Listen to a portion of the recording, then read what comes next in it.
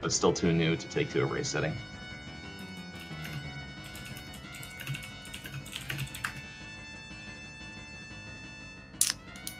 Okay. Oh, they're starting. All right. So I'm going to leave you in the capable hands of Danny B and, Mikami Hero.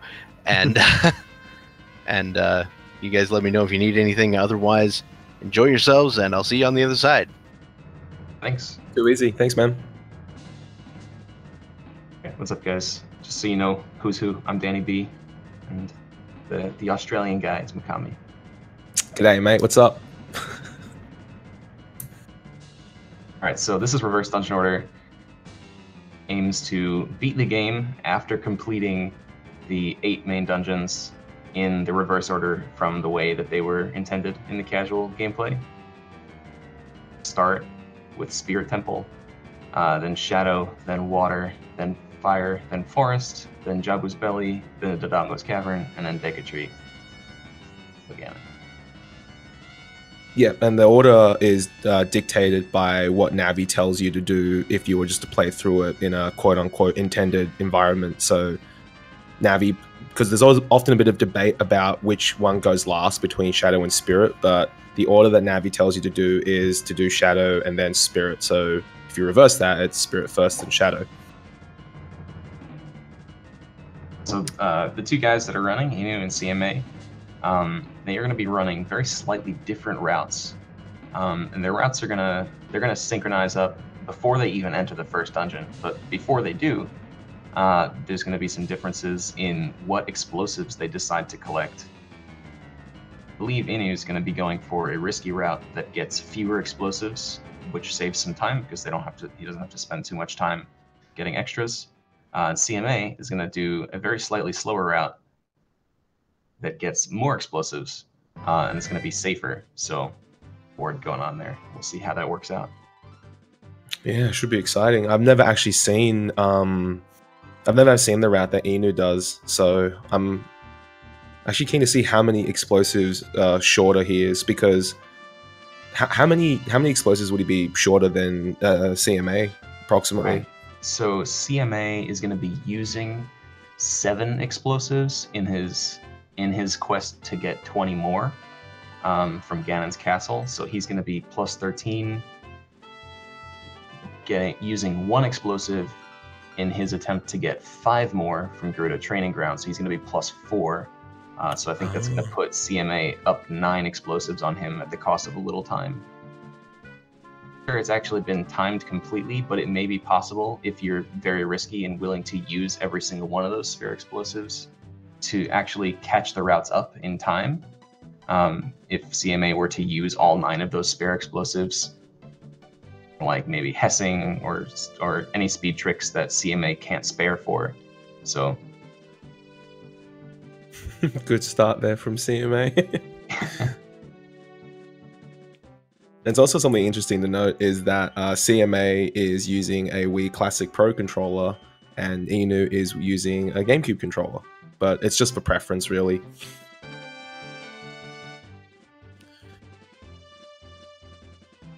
Okay, so pretty standard stuff at the start. They'll be picking up the sword, shield, and escaping the forest early, which is, I guess, our first sequence break.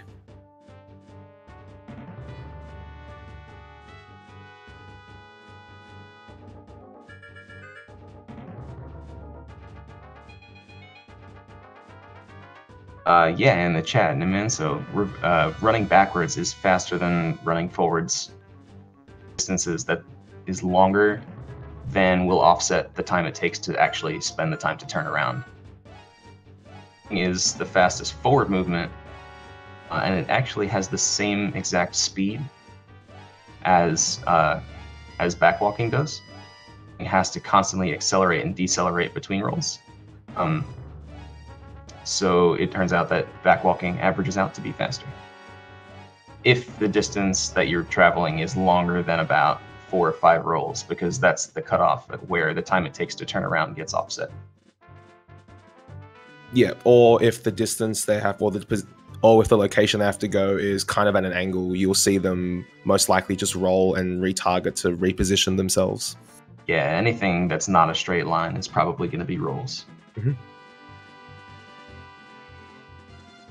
So this is the first sequence break coming up where they'll be escaping the forest early. I think Inu is doing the shop west, which is the one that I like. Oh, I missed it. On the right side? Because it says CMA below that screen. Yeah, I'm actually confused now. Okay, so that was... Inu is the one who escaped first, I believe, on the left side, right? Yeah. Okay. I think so. No, I think CMA is the one that escaped first because he's looking over at the other guy's screen and just mashing. Okay. Are the I think maybe the tags are reversed? Yeah, I think the tags are reversed on the screen at the bottom. See, maybe we can get a setup guy to call in on that. Yeah, I'll tag the Doc in the chat and just let him know. All right, so right here, I'll explain a little bit about what just happened.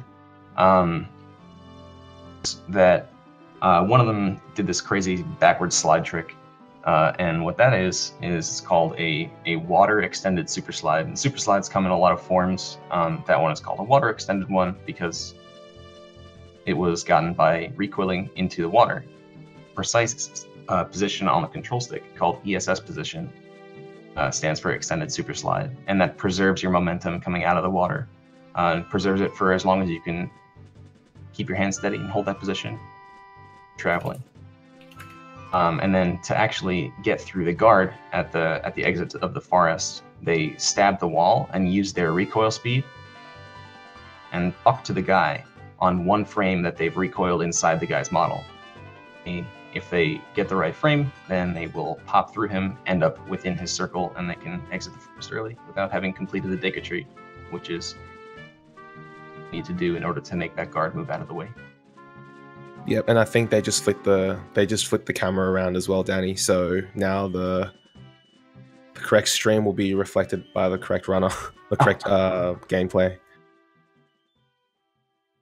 So they'll be doing another water extended super slide to enter Kakariko, and that's handy because when Link is doing a water extended super slide or any form of extended super slide that Danny mentioned, Link is considered in a busy state, and when he's in a busy state, no NPCs are able to interact with him. So CMA just entered into Kakariko, and there was an owl right above the village, and because he maintained that water extended super slide going in, the owl won't talk to you, which saves a bit of time, and that's really important because they need to get into the village before nighttime in order to collect the cuccos to get the bottle. And also they want to get into the village far enough before nighttime so that later when they leave, they still have enough daylight left to make it to the castle before the drawbridge closes. Yeah, that's it, yeah.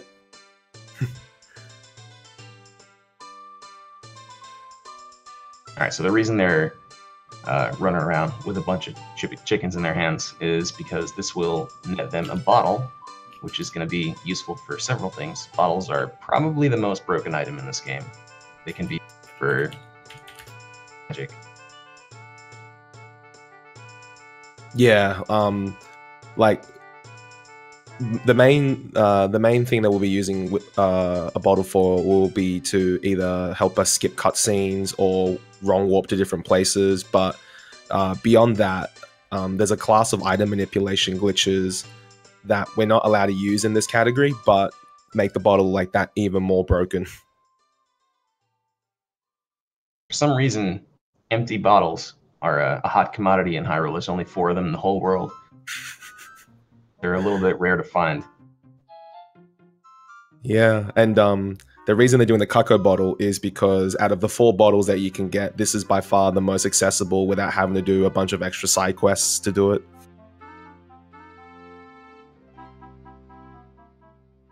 And speaking of hot commodities, another thing that's pretty rare in the world of Hyrule are bomb shoes. Yes. Are the fastest type of explosive that you can get your hands on, generally, anyway, depending on what your restrictions are. a huge role in this game because explosives are a source of damage, they're a source of knockback, and there's so many tricks you can do with damage and shields in particular. So we're about to go head into the bottom of the well here in order to get our hands on our first set of bomb shoes. There's 10 in here, and some interesting stuff that we can get them, or that we can use to get them. And so what CMA did to get into the bottom of the well early was a Navi dive. Basically, when Link interacts with Navi, for some reason the hitboxes don't register, and because he was right on the edge of the well and he triggered Navi, he clipped backwards and down through the water. And because he was talking to Navi, I guess the water hitbox didn't register, and then he was just able to clip through and enter bottom of the well. And I think Ian was about to do the exact same thing. Yep. All right, so what CMA is setting up for right now is called an Ocarina dive. He currently has ISG, Infinite Sword Glitch, which allows him to hover on a damage source, which he missed. He'll try it again once the enemy completes its cycle around the room. What's going to happen here is there's a hole in the ground that he's standing right next to. It doesn't look like it because there's a ground texture there. It's supposed to trick you into falling in. On the damage source of this green bubble, right at the edge of the hole, and then right before Link snaps to the ground, he's going to pull out his ocarina, just like this basement. You're in an ocarina state, you're not supposed to be able to move. And it just so happens that when you're in an ocarina state, load, or load triggers can't be interacted with. And so there's a load trigger to get into the basement that's supposed to unload the upper room and load the lower room, but because he was in an ocarina state, it didn't happen. So he was in an unloaded version of the basement. Water from the upper room, which he used to pop up and get the bomb shoes. Because CMA lost 30 seconds waiting for the enemy to pop back around to do that hover.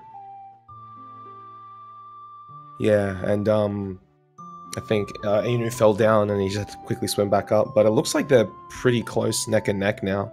Yep. All right, so bottle acquired. That's all we're gonna need here. Yeah, but bottle and explosives is pretty much like our bread and butter for not just this category, but a lot of categories in Ocarina of Time. You'll see basically the exact same first 11 or 12 minutes in a ton of categories, because those two items are just so important. Yeah, I don't know if you've had this thing, Danny, where for me personally, I've gotten categories mixed up halfway through because the startings are so the startings are so similar. You know, wait a minute, that's not the category we're watching or doing. All right, so another type of owl skip that you just saw. That owl is still up in that tree, as you can see on CMA's screen. But if you watch any right now, they're gonna side hop down the stairs and target that sign to get away from the owl. And there's a lot of ways to induce the busy state that they caused with the water extended super slide earlier, so that the owl didn't talk to them. Button say read is one way, so he landed next to the sign, and the A button said read, and so the owl wasn't able to talk to him.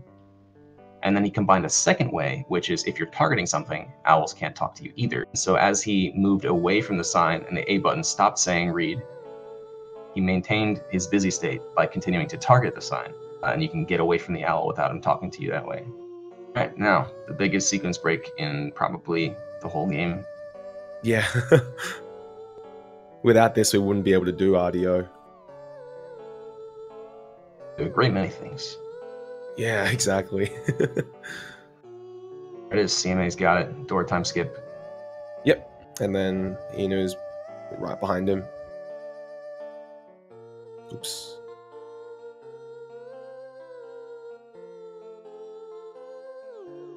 Ooh, voided out. Went for the swordless version. So there's two ways to do this trick. One way to pop out of bounds and use a jump slash to come back inbounds.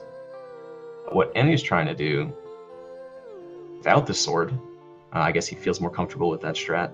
And the way that works is you target the side of the door as you pop out of bounds, and you get to stick on the edge just like that. And you get to stay in bounds. Yeah, and the reason that works is because when you target the side of the door, as Danny said, it resets your momentum. So instead of just falling into the void, you'll just kind of bounce up and down. And then there's a specific few frames where if you hold left, you sort of just nudge past through the gap. But it's cool that we got to see both setups. Yeah, that was good. Not sure if Inu was comfortable with that or he was styling, but either way, it was cool. The sword version, I don't know. I mean, I suppose they're both frame perfect, but the sword one, if you pause buffer it like CMA did, actually has 2 different frames for the jump slash to pop back in bounds. Use of those 2 different frames if you don't pause buffer the trick, because depending on which frame you're about to jump slash on, you need to hold a different joystick direction in order to actually pop back in the door and not just fall out of bounds again. And buffered, the only way to actually make use of those 2 frames is if you could react properly and know which direction to hold right away, but there's no way to do that without pause buffering. So if you pause the trick, you pop out of bounds, you get to see which frame you use, and then hold the joystick accordingly.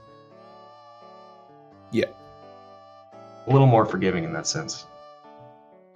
Yeah, and you'll notice that they also did 2 different setups, and I didn't actually know this until like a few weeks ago, but CMA used a setup where you basically enter the Temple of Time, turn around, and use that straight angle to get your clip.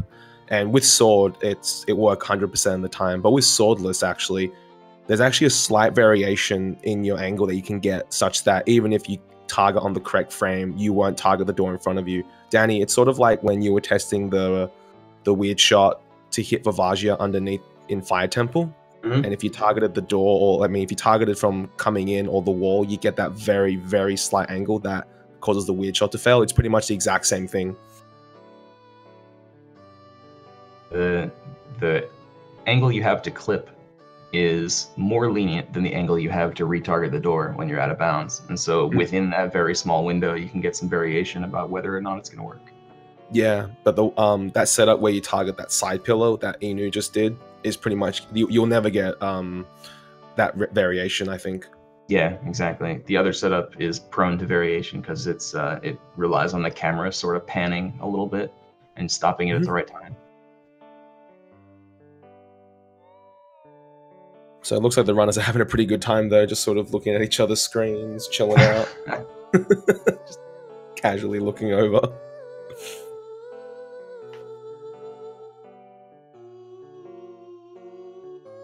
So, Danny, what's the first thing they're going to be doing after they exit the Temple of Time? First thing they're going to do is, I don't recall. Are they going to get the hookshot first? Yeah, they're going to get the hookshot first. Actually, yeah. Thankfully, Dampé's grave doesn't count as a dungeon. Otherwise, oh my goodness, I don't know what we would do. Or if hookshot was in like a dungeon itself, then I don't even know if the run would be possible.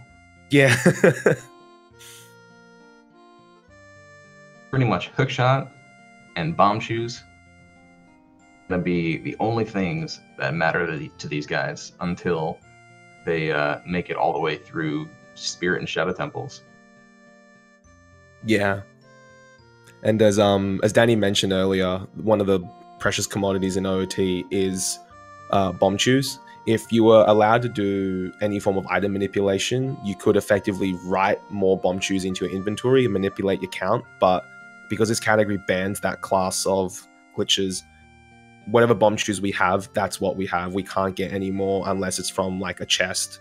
So they have to be very, very careful with their explosive count and not waste too many, which is why Inu's route is so risky, because he gets fewer and it's basically gives you less margin of error. Alright, so you'll notice that after the cutscene, they're save warping, which basically just means they save the game and reset their consoles, and they end up at a default spawn point. And you'll notice that default spawn point is also in the Temple of Time, pretty nearby from where they saved from. And the reason why they have to do that is because the door of time is still closed, and there's no way with the items they have right now to clip past it in reverse as Adult Link. And so they have to save the game just to end up on the other side of the door, which is very convenient that that's possible. Otherwise, very different. But funny enough, it's actually possible to clip past that door as Child Link. You can actually go back and forth between both sides, but unfortunately, as Adult Link, you can't go reverse. That in his old age. If you had hover boots, you could actually get reverse through the door of time as adult, but that would require getting them as child, of course, and that's also not allowed in this category because hover boots are in Shadow Temple, which you can only access after beating Spirit. Yep. Right, so heading into the grave here, yeah, to get a Hylian shield, which is the main ingredient for a lot of tricks that are going to be coming up. Yeah, because without it, we wouldn't be able to shield any knockback that we take from either enemies or explosives. It's just convenient, like you said, that that grave has a Hylian shield. Otherwise, we could just buy it from the bazaar in Kakariko, but that requires rupees. Infamous Dampe is here, ready to ruin everything. Oh, there you go, starting to ruin everything right away. It's just amazing how both as Child Link and Adult Link, he's just ready to troll you. I've never seen anybody go to the right there. That's yeah, I was thinking that as well. I'm like, I'm sure 99% of the runners go to the left. I guess it's preference. Or maybe right, it could be.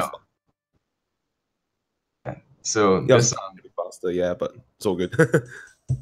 this this route through this catacombs is the same every time. We'll decide to troll you at random times. It's gonna drop those flames at random times at random spots. So you'll see runners get destroyed by them pretty often. And the reason I squealed earlier is because a flame nearly knocked CMA backwards through one of those doors as it closed. And if that happens, you can like cross the threshold of the door, trigger it to close, and have a flame knock you back before it does. And then you're locked out on the wrong side of the door, and the game voids you, and you have to start the race all over again from the beginning. Very, very unlucky and annoying thing. Yeah, I think it's happened to a lot of people, myself included. Everyone has it at least once or twice, but not too often for each person. Yeah.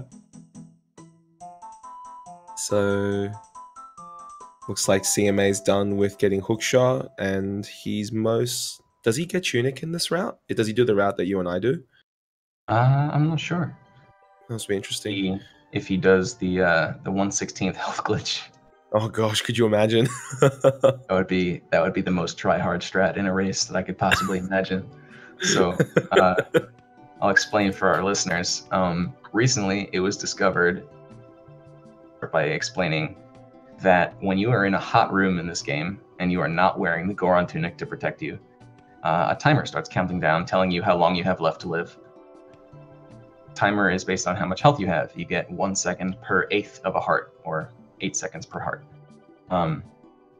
And the game actually tracks hearts in increments of 16ths. Discovered that if you have 1/16 of a heart, which is the smallest possible increment of health, then the timer will just decide to not show up because the timer considers you to be dead. Then you can go through all of the hot rooms in Fire Temple, for example, with nearly no health, 1 hit from death from literally any damage source, and if you happen to pick up a heart at any time, the timer will immediately resume and probably kill you in a few seconds. So it's a very risky thing to go for in any run. And I don't think there are any PBs from anybody on any leaderboard that use it. Not at the moment, and like a lot of things, like a lot of things, it was discovered by accident, wasn't it? Oh yeah, it was. 7 OT player was about to put on his Goron tunic in a hot area when he realized, hey, where's my timer? And it was because he had very, very little health, just by luck. Yeah, and then, like with most things, when something happens inadvertently, people look into it. It looks like CMA is not getting the Goron tunic. If he's going to, would have stopped that rolling Goron who gives it to you after a like minute-long conversation. So is he actually going for it then, potentially? Oh, maybe he's just going to be getting a lot of hearts. maybe, and a lot of fairies. So Yeah, I it believe looks like fairies is faster, but it's certainly risky. Though not so much more with another new trick called Equip Swap. mm, And that this category has gotten sort of resurgence in popularity lately. Um, that was found just this past summer, and it allows us to equip items to be able to be equipped at your current age. So, for example, we can use the boomerang as adult, or we can use Deku Sticks as adult, or although that doesn't exactly work, but you can equip it. And that allows you to duplicate bottle contents without having to swing the bottle. For something like fairies, that's going to be super useful. yeah, and what CMA just did there actually was skip the Bolero fire cutscene without actually interacting with Sheik because he died upon entering the cutscene. So skips a massive chunk of it. So Anu's in the middle of this conversation here to get the Goron tunic, while CMA is doing our first route deviation here. He's about to head into Ganon's castle to get 20 bomb shoes. And these are going to be the spares that he has over Inu's route. I love this trick coming up though. Yeah, this is a really cool one. Spoiling too much is going to be 7 of his 9 explosives, maybe 8, depending on how safe he wants to be, to actually cross this huge gap. 20 once he's inside, so he's going to be netting 13 extra bomb shoes from this. So ISG on Navi. Interesting side effect of having ISG is that you can just float through the air. Oh, that's a huge mistake. Not too huge. We're gonna have to reset back to Temple of Time because you can't afford to fail that in the least. No, and Eno's kind of is pretty close with Bolero. That's Smart. Oh, I was like, I was worried for a sec. There we go. So he did the exact same setup as CMA did. yeah, chat. That was a reset back to his last save, which luckily was only about a minute and a half before that moment. The reason he reset is because he failed one of his hovers and would have fallen into the pit and voided out with too few bomb shoes to continue. So he needed to reset back to the point where he hadn't used them yet. So now these routes are very close. So Inu is leaving Temple of Time and going the opposite direction from CMA. CMA is in Ganon's castle, and Inu's going to Hyrule Field. And the reason for this is their route differences, which we called out earlier. Inu's going to go get bomb shoes elsewhere, and it's going to take its time. And CMA is going to be going for this set of hovers again, which is what we call contortion hovers. Yeah, as Danny said, it takes about 7 or 8, depending on like how risky you want to go. But it looked like CMA's shield input didn't come out on the second hover. Yeah, either that or he backflipped too soon. So as you can see, he's pulling his hook shot out and sort of looking all the way up. Because I'm guessing it's because if you backflip too soon, you go too far, is it? Yeah, so what looking up does is it contorts Link's body, hence the name Contortion Hover, so that your backflip changes shape and allows your shield to actually reach that explosion. Whereas if you just do a regular backflip, the explosion lands too far away from you, and you can't reach it, and you'll just fall in. The 7 bomb 2 strat. He's doing a mega. I actually didn't know that was a thing. Yeah. Pretty close. You have to unlock your camera and then turn around and do it forward side hop jump slash. It's very honest. All right, so from Inu here, some interesting stuff. It's possible to cross the Gerudo Bridge with only your hook shot, but it's extremely precise. And it's pretty scary because if you happen to fall in, because you're going to end up in Lake Hylia. So CMA made it to Ganon's castle. And I think he's safe for now, provided the torch slugs don't troll him. He's got his 20 bomb shoes. So now Inu's gonna head the same direction, or CMA's gonna head the same direction as Inu. Inu's still got one more pit stop to make to get his bomb shoes before he continues on to Spirit Temple. Just from someone in chat, no, there's pretty much no differences between the versions except language. Japanese is just much faster. And I guess we can mention that the reason it's faster is just the text speed, not the text speed, but the amount of text. Japanese is just a more condensed language, so it saves some time. Mm-hmm. Well, that ledge clip looked nice. Yeah, that was impressive. That was fast. Right, so Inu heading into the Garuda Training Grounds, which is not a dungeon, irrelevant to this route in terms of what you need to complete, but there are bomb shoes in here, so you're about to do a pretty cool trick if you see what happens.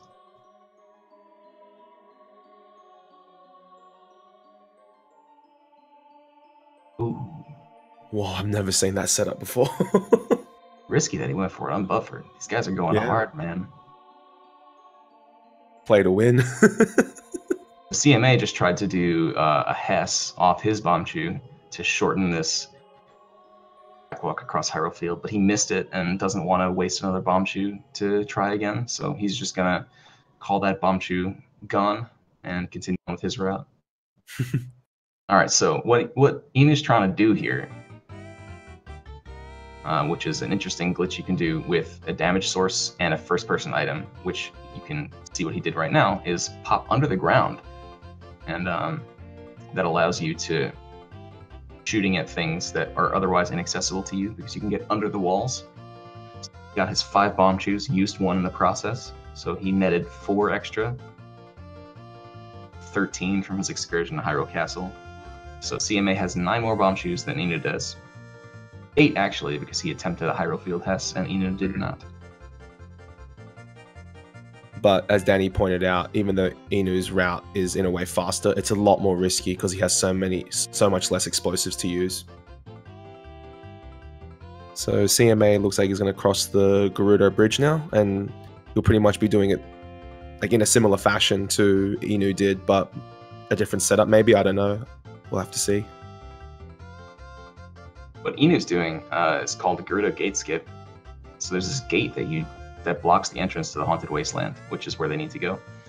And normally that gate is only passable when it opens, when you have the Gerudo card, which means you've saved all the carpenters from their prison. There are a couple different methods. You can get on this out-of-bounds mountain over here and just pass the gate, hop back inbounds, and you're on the other side. Routes are now synced up. They have all the explosives they need, and they're both going to be doing the same thing. Well, the same route. They may do tricks differently. We'll see. Now it just really comes down to consistency. Who can make the least number of mistakes. So Inu had to go into Gerudo Training Ground to get those bomb shoes, but because CMA went to Ganon's castle, he won't have to. Yep. He's saving the game inside the fortress, though, because that will allow him a safe respawn point. In case he fails, he can reset the game and end up right there. So it's a good safety strat for a race. Ah.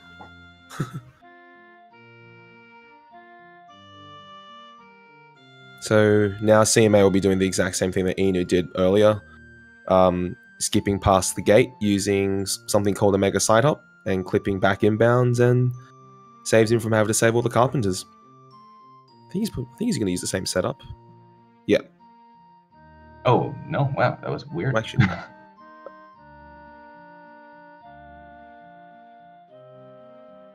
I think it's similar to the one that you do, Danny, where you like roll off the ledge and grab it. Yeah. Yeah, like he did a camera manipulation thing. That was kind of... Yeah, happened last year as well with CMA when he was running MST. There were just so many setups that I'd never seen before, but they worked. If you look at CMA right now, he's crossing this quicksand, which some of you might be surprised at. Like, oh, how did he do that? It turns out that the quicksand, if you're moving fast enough, doesn't eat you. He doesn't care about you. So you can straight up cross it if you go on the edge where the hill is lenient enough that you don't slow down. Yeah, and some of the other ways that we cross it in other runs is either with hover boots.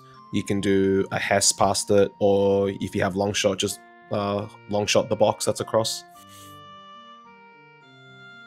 All right, so things are going to get pretty dense now. Things are going to happen fast. Inu just used one of his bomb chews to clip past the silver block, which usually you need to push using the silver gauntlets, which is a strength upgrade you get from having come here as Child Link. You can just go right past it with an explosive and a shield. Yeah, and there's an interesting thing about that mega side hop clip into the block that Inu just did. There's like, I think, 5 frames with which you can untarget when you do a side roll, which is a roll and then you untarget and then retarget. If you untarget on the 4th frame of the side roll, you'll void, and only that frame. The reason I know that is because when I ran this a while ago, I voided 3 runs in a row, and I couldn't figure out why. And I contacted another Japanese runner called Neko, and he looked into it for me. And turns out if you untarget on the 4th frame exactly, you'll avoid every time. 1, 2, and 3 is Ocarina Time is a pretty dumb video game when it gets the chance to be. Yeah. Oh my goodness. So it looks like CMA is he's now in Spirit Temple, and he's gonna do the exact same thing.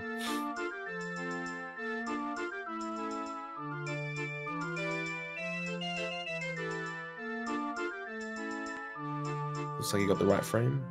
I don't even think we can call it duct tape, Dr. Bob. I think we're gonna have to. I think it's like glue stick or something. Yeah. The glue just gets melted. Okay, so same trick got past. And now it's just a matter of trying to play catch up after taking a slightly slower route and also making that mistake of failing the contortion hover the first time. I think they both missed that. Yeah.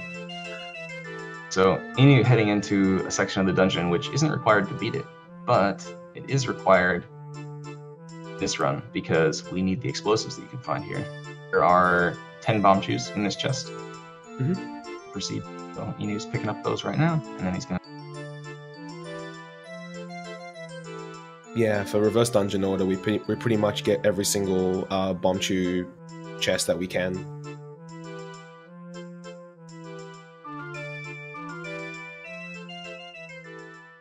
Alright, so really cool trick coming up here on Inu's screen. Here comes the equip swap I mentioned earlier. See that Deca stick that he can't equip because it's grayed out? Well, now he just equipped it. And he's going to stand by that torch.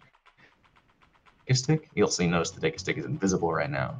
If you put away a Deca stick such that it touches a flame as it's being put away, the next time you draw the Deca stick, it'll be on fire, even if you're not next to a torch. He used that to get closer to the door before bringing the fire out. The run up to this room to light that torch is pretty tight on time. So you want to get a little bit of time. Yeah. Yeah, exactly. And here's a fun fact. If you were to do the equip swap with a stick on the Nintendo 64 version and you pull it out, your game will crash. Yeah, the N64 can't handle the model on Adult Link or something.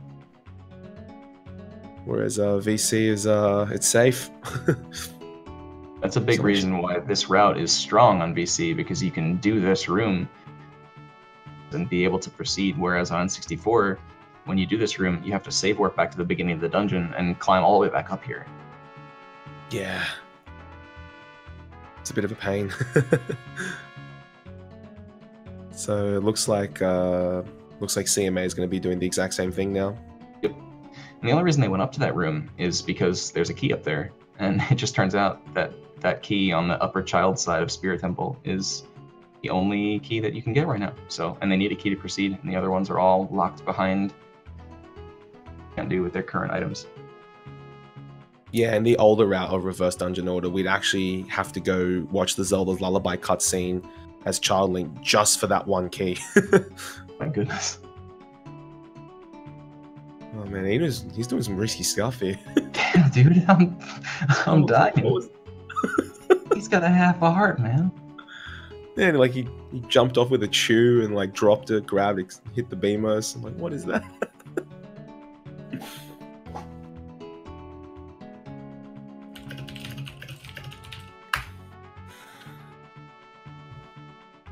Now looks like Inu's coming up to fight the Iron Knuckle, which is actually pretty scary when you have 4 hearts or less. Because one hit from this guy and he is 4 hearts. Oh my God. I can't handle this, Danny. Way too. It's giving me a heart attack. Got a half heart. He goes for the quarter heart damage on the throne rebel. God, Oh my God, he's a God. maniac. This is why Inu has the world record. He has no fear. Everyone in chat is just like freaked out now. Oh, so there's the mirror shield. All right, let's go. So Pretty crazy again. Here comes statue climb. Oh my gosh. So there is no way boss door in this run is about to do. And the reason for that is we don't have Zelda's Lullaby, which is required to get the boss key. And we don't have any means of doing a boss key skips from the upper room, which are pretty much required for all of them. So what Inu's going to do right now is climb up the statue's arm and do an extremely convoluted and horribly annoying setup past all of the really unforgiving slopes and geometries of this statue, and his way to the boss door. And for the longest time, we had to use an explosive to get up here, but I think Neko found a way to do this convoluted setup without an explosive for that initial part. So that saves 1 explosive. All right, he's in. Yeah, so now, here we go. Now we need to still get past the boss door.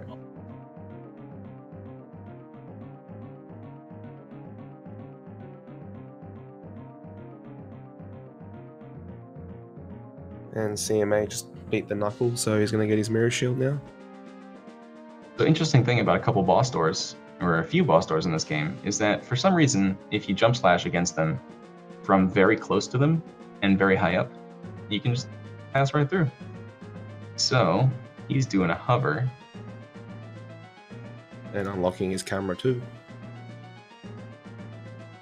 Now he's high up, he's going to do a forward side hop. Jump slash, clip into the door, and he's in. All right. Yeah. Yeah, that was impressive. But he's fearless. So I imagine CMA is going to do something similar, if not identical. If you blinked and missed, he is extremely fast. Yeah, Execution that was of that. And watch CMA's screen right now. Alright, so let's hope CMA can pull this off as well. Yep, same setup. Ah.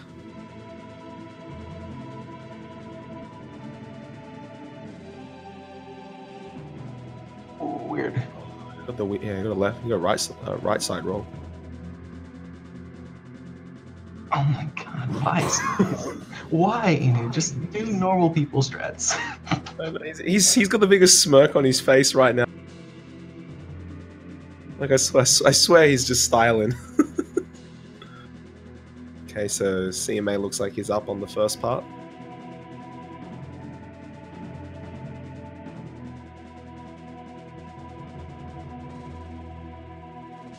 Yep.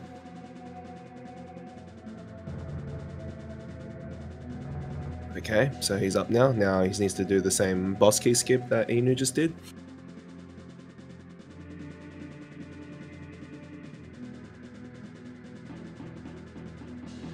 So it's actually possible to skip the cutscene that Inu is watching right now. Normally you do that with a bomb, and it's a little bit trickier with a bomb shoot. Run I'm sure Inu wants to save a Bombchu because he's doing the route that uses very few of them.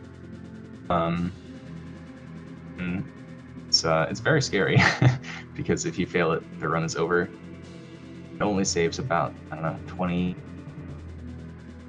Yeah, like 18, 20 seconds or something. And Inu couldn't do it right now, even if he wanted, because it takes at least more than one heart. Alright, CMA made it into the boss door. Another very impressive trick completed. So they're actually not too far apart. This is. I was just looking at you'll notice that both runners are also on fairly low amount of health, and that's intentional because they all want to do a cutscene skip coming up. But I noticed that CMA has 2 full hearts, so he either has to sack a Bombchu or take a hit from a pillar. He may be doing the cutscene skip. Yeah. So the cutscene skip does 1 heart, so they'll put him back on 1. Possible to make it do 1.5. Oh, is it? Okay. You can take a Bombchu damage out of bounds after you clip. Ah, okay. So we could possibly be seeing that. So you'll see Inu at the moment on the left side taking on Twin Rover, and what he's doing is, as one's about to charge and fire, he'll hookshot the other one just to keep it in place. But they can still, Twin Rover, the boss here, can still troll you pretty hard. Alright, CMA going for it. Ooh. And hold his breath. I'm scared. Oh no! Oh no!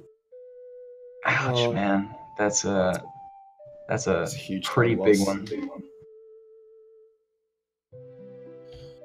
Oh, my heart sank a little bit. Yeah, man. That trick is an extremely high risk. Yeah. You can see where CMA is now. That doesn't bode well. No, he pretty much has to do a good solid 10 minutes again, you think, Danny? Depending on where he saved, probably somewhere close to that, yeah. Did he save before during the dungeon? Yeah, because he has like 25 Bombchus. And he has all his explosives. The whole Spirit Temple segment over again. Oh, man. Oh, it looks like he saved at least sometime earlier. Where exactly? He didn't have to go get the Boulder small key. Okay. So that's... Oh, okay, that's good. So he just has to do the statue climb again. I guess he just hadn't equipped the mirror shield yet. Oh, okay. Whew. The Hylian shield freaked me out. Wait. Taking damage. Yep. And he's trying the cutscene. He's gonna try the cutscene skip again because he only took 1 heart of damage. Oh my goodness. Alright, so the time loss isn't as bad as we expected, but still less than optimal.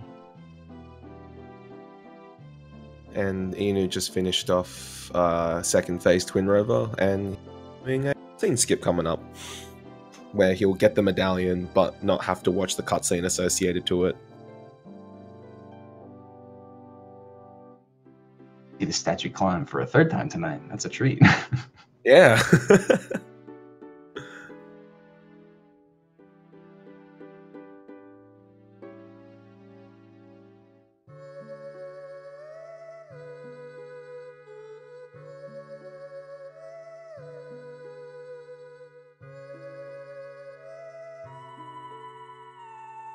Alright, I hope it goes well.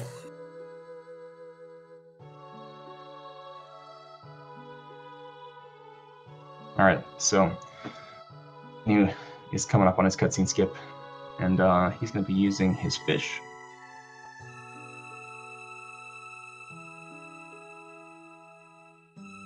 So this is the first bottle trick they were going to see in this game. Mm-hmm. When Link has a full bottle in his hand, which is accomplished by dropping and catching, or just catching an item, do a trick called Ocarina items, which is basically this bottle into an ocarina. Bottle in your hand, and you are in midair, which is accomplished in this case with a backflip. And I'm just amazed by this very weird setup. Yeah, so am I. I'm looking at it like I've never seen this before. Yeah, so if you're in midair and you press the bottle button followed by another item, that item will be played as an ocarina. And you can use that to interrupt the blue warp trying to take you away into the cutscene. If you die or leave the room by whatever means at the same frame, taken away, then you get the medallion, because luckily this game gives you the medallion on the very first frame of the cutscene. And you get to skip the cutscene. So now Inu is away with the Spirit Medallion, having not watched the end of Spirit Temple cutscenes. And CMA doing this extremely scary. And he got it. Whew! That was good. Again, or unbumper. Yeah. So there's 3 possible scenarios with the cutscene skips and wrong warps that you'll see throughout the best outcome is what Inu just got, where you see the white flash and you end up at the start of the temple. That means you successfully skip the cutscene. The lesser of 2 evils is you load too many frames of the blue warp and you go into the cutscene. Or the worst scenario is you end up back at the start of the temple without the white flash, and that means you didn't load enough frames and you have to go through the whole section again. So, wrong warps yeah. are all, or wrong warps with dying are all frame perfect. Yeah. And so there are setups for them to make them, less difficult than you might expect, but I wouldn't say difficult, but they're definitely high risk, because if you fail, if you fail in the wrong way, then you have a lot of backtracking to do. Yeah. So looks like CMA is coming up on Rover and Inu going to Shadow Temple now. Yeah, and so this way of entering Shadow Temple that he's about to do is relatively new this year. So hookshot jumps have been a thing for a while, which is basically when the hookshot connects with something on the same frame as something else happens to interrupt it. We can use this weird bonk invincibility glitch to be the interrupter, and so we can kind of just hookshot jump off of anything that exists at eye level that you can hookshot. Having to use a bomb shoe and doing a pretty annoying strat to get on top of the seam using an explosive. Yeah. And you saw Inu also get ISG there, just so he doesn't fall off the seam, otherwise it's pretty scary to walk across. So he jumps down, doesn't load the front door, and he's in Shadow. Oh, they'll get a treat tonight. They'll get to see boat skip as well. Oh man. I really hope he remembers to safety save. I hope so as well. Can't imagine he'd forget though. That would be the only thing on my mind is when's the next time I can save the game. So you got those Decanots because he'll need them for later. Okay, so CMA's on to phase 2 now of Rover, so this should be okay.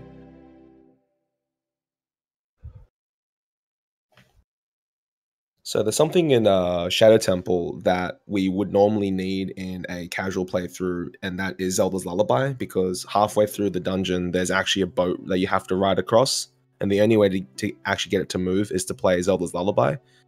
But what Inu is going to be doing is something called Boat Skip, which is going to be a treat to watch, because I think, yeah, Boat Skip is still fairly new as well, like about a year and a bit, I would say. It's coming up on 2 years, man. Is it really? Oh my gosh. Yeah, Boat Skip started to get used in January of 2016. Dang. Okay, this is good. All right. So what's happening here with Boat Skip is just did a trick. Manipulated his respawn point if he were to ever void out, and that's done by keeping the door open while he gets a new position where it closes. Oh, he's resetting because he messed up his setup, which gives me more time to explain. Perfect. So basically what happens is when doors close behind you in this game, they set your respawn point to be exactly where you were when the door closed. And normally that spot where you were is dictated by something that you can't control, because Link walks through doors automatically and just stops when the doors close behind him. But if you keep a door open, the trick that do by recoiling off the door with his sword. You can move around while the door is open, and then as soon as you leave a small radius in the door, then the door will close behind you. And wherever you are when the door closes is now where you're going to respawn. What we're going to do here is we're going to do that trick. We're going to stab the door, and to keep the door open when we go through it, then one point to be just to the left of the door in the corner, so that when we void out eventually, we're going to respawn in that corner, pass through the wall during a brief moment of time where the hitboxes don't, and use our new out-of-bounds location to get all the way down to the unloaded boss door and clip through directly into Bongo Bongo's room. It's an unforgiving trick. It's a lot of pause buffering. Uses 3 bomb shoes, so if he fails it, he's gonna have to gonna have to reset. But looks like CMA just got the cutscene skip as well, so he's gonna be heading into Shadow now.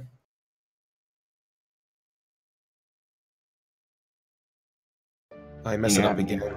Yeah, having some trouble with strat, to be honest, that I haven't seen before. Yeah. What are these secret strats that they're keeping from people?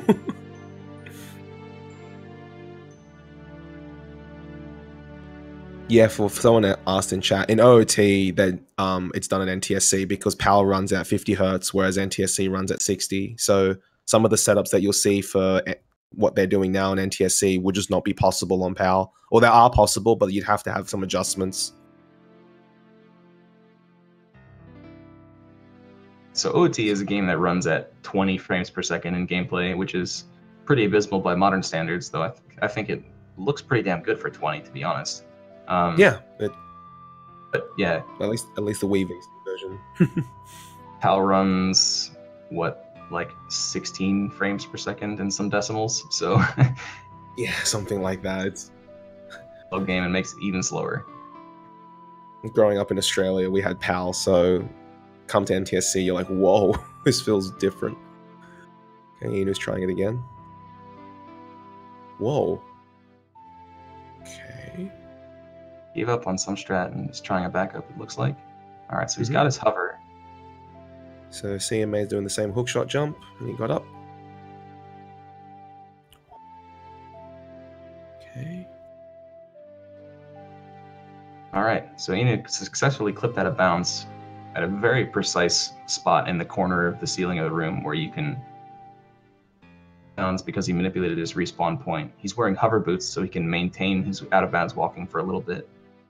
Getting a particular angle down to the room which is right before Bongo Bongo's boss door. Happens to know exactly where everything is in that room. It's all unloaded, so he's got to do this basically blind, using only Link's movement as a cue. A boss key skip strat by clipping into the corner of the door and having a bomb shoe explode him back up underneath it. And looks like he good. got it. Yep, nice. And the scary thing about that is, if he had failed boat skip, he would have died with the amount of health he was on, and he would have lost all his explosives, and he'd be all the way back at the top. So as Danny said, it's very unforgiving.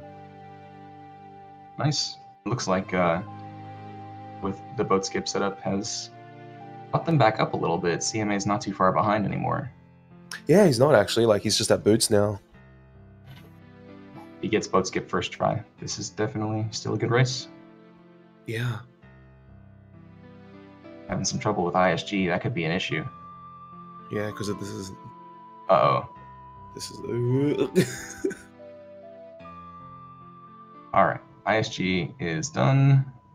We have to make sure that these fans don't kill us. Uh-oh. Oh my god, could this be any more sketchy?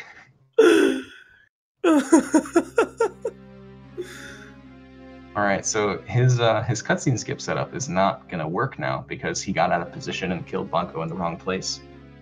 Yeah. See either a backup or we're just going to watch the cutscene. Depends on what Inu wants to do. He has his And the backups reason, handy. yeah, hopefully it works. But the reason why it doesn't work is because, as Danny said, because Bongo moved, it will put the camera in a slightly different position, and wherever the camera is affects basically how our setup works. Actually puts So- Link in a different position. Oh, Lincoln. Okay, cool. Yep, he's just gonna decide to watch the cutscene, not even go for it. Guess he did his Yeah. backup. That's fair. And I think CMA must have failed the first part of Boat Skip because he just reset. This cutscene is actually one of the longer ones in Chamber of Sages because input talks for a very long time. And I know this because I run Glitchless, and you watch all of these cutscenes and you have nothing better to do with your life except just time them. And it will even be even longer because you also got Spirit. So you'll have to watch that part where Raru's like, you've unlocked all the sages or That's go to the right. temple. So this could give CMA a chance to catch up. And that brings up an interesting point about this game. So, yeah, you saved all the sages. Congrats. Now go to the Temple of Time and get light arrows from Zelda. But of course, we haven't saved all the sages. We have only saved 2 of them. And because this game has decided that once you've beaten Shadow and Spirit Temples, you must be done, because there's no way to beat those 2 dungeons without having beaten Forest, Fire, and Water as well. This is because the devs put a check in place with the Nocturne of Shadow cutscene, song that you play to get to the upper part of the graveyard, which casually is the only way to enter the Shadow Temple. And to actually get the Nocturne of Shadow cutscene to appear, you need to have the Forest, Fire, and Water medallions in your inventory. And so they figured if you have the Shadow medallion, beaten Forest, Fire, and Water, and so the only endgame check is having Shadow and Spirit medallions both. Now, I don't know why they decided to rely on implication instead of just one extra check to see if you have the other medallions, but lucky for us. Yeah, otherwise some other categories would just not exist outright, like no item manipulation / no wrong warp, which only gets those 2. And no wrong warp when you RBA all of them. So it looks like CMA is coming up on the next part of Boat Skip. Okay. This looks good. So Inu's next stop is going to be Water Temple. Yep. So at this point we have hover boots, which makes our lives a lot easier because hover boots make everything easier. A lot of glitches that use hover boots. The rest of these dungeons are going to be significantly less stressful than Spirit and Shadow have been. I think CMA failed, BK. Yeah, it did.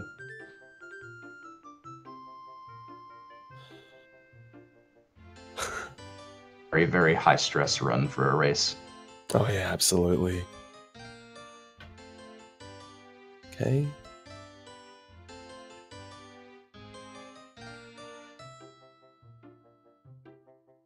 So normally you need to play Zelda's Lullaby to get past it, but as Danny said, with hover boots, it makes life just a lot easier that you can just roll past it. And the other way, aside from hover boots, is to use an explosive to just blow yourself through the waterfall, but we're trying desperately to save every explosive we can in this run. Opt for the hover boots method, which is actually faster anyway, so. Works out.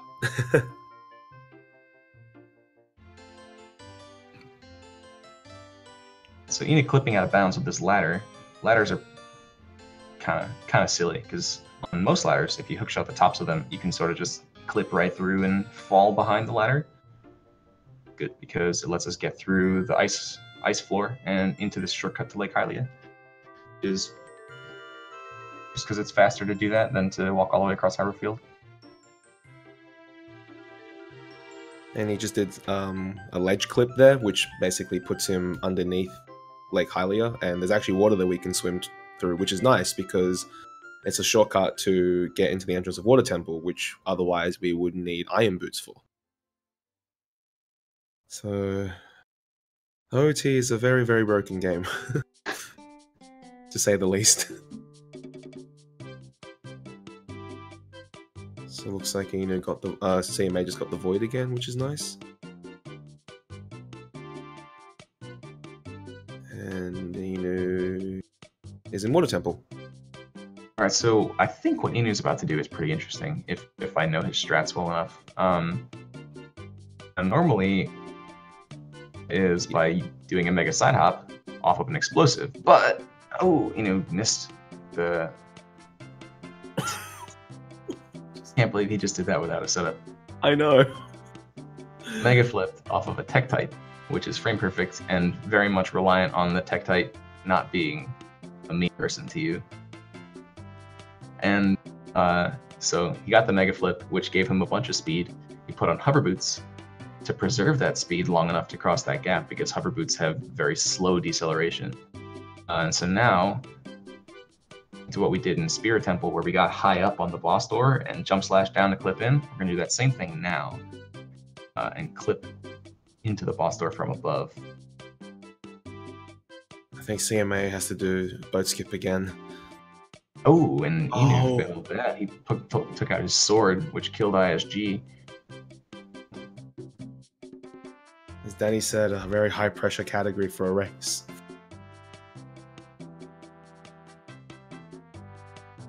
Boat skip has probably single-handedly killed more runs than any other trick for for like everyone pretty much. Yeah. It's just so risky. Interesting thing about boat skip is that it's such a simple concept, except it's just really precise in lots of different ways, and pretty much the only way to do it is by pause buffering a bunch to make sure you have all the right frames, to make sure you clip out of bounds, to make sure you get, you do the boss key skip properly. Yeah, missing any one of those frames just means you have to restart the whole thing. And in this category, restarting the whole thing means you have to start from the beginning of the dungeon because you don't have enough explosives to do it again. With Inu's explosive count, Danny, can he afford to do a mega side hop to cross the gap, or does he have to do this Tektite boost? To be honest, I'm not sure if he has any spares. He hasn't wasted any yet, I think. So if he has any spares, he could use them for this. But I think that this mega side hop off the Tektite is not prohibitively difficult. It's annoying, but definitely not something you'd want to use your one spare for in case something. Yeah. Give me a bit of a hard time. He could reset. Oh, got it. Nice. He could reset his game to reset the Tektite spawn position. That's one good thing about Water Temple, is that failures don't lose too much time because everything you need to do is right here at the beginning. Yeah. All right, let's hope CMA gets this BK skip this time. On CMA. All right, here we go. All right. Looks like Inu's coming up for Water Temple boss key skip as well. We're both doing a boss key skip, interestingly enough. Yeah.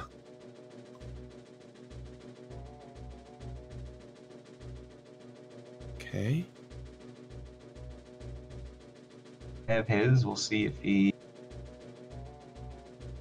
Alright. He's pause buffering something.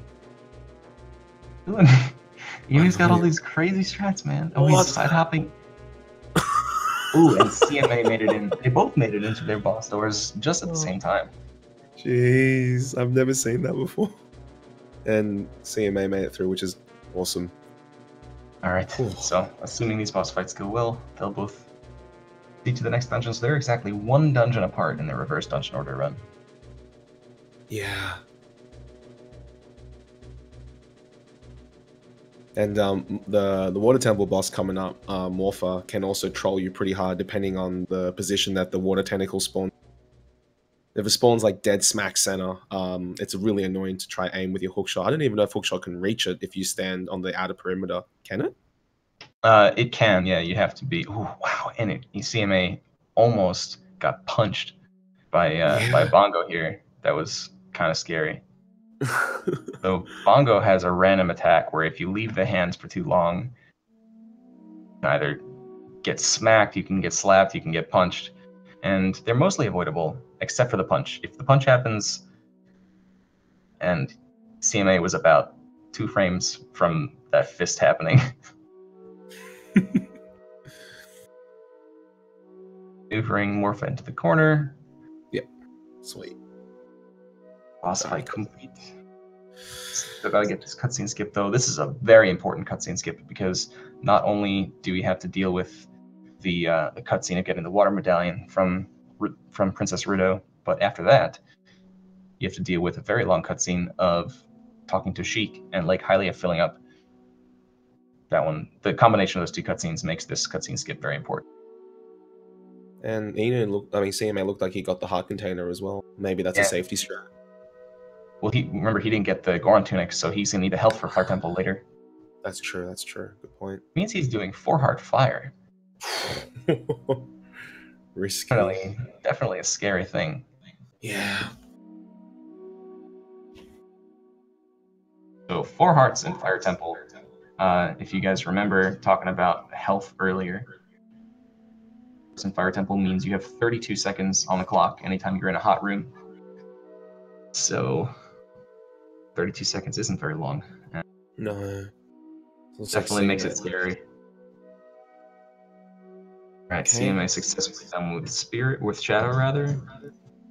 And Inu looks like he's doing pretty well. I think he got the right frames as well. Guess we'll find out. And yeah, cool. It worked. So Inu's on to Fire Temple, and CMA is on to Water Temple.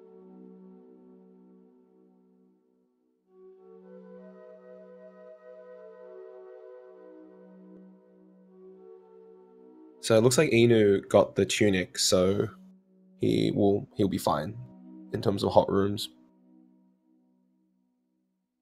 Our temple's going to be significantly less stressful, though he still has many fewer bomb chews. If you'll notice, Inu only has 5 bomb chews right now to CMA's 17. Though CMA is still going to use some in Water Temple, but 5 bomb chews here is pretty scary because those 5 bomb chews has to last him all the way until Jabu's belly, which means you got to finish all of Fire all of Forest Temple on just those bomb chews, and that includes cutscene skips and that includes the dungeons themselves. Yeah, he pretty much can't afford to waste any.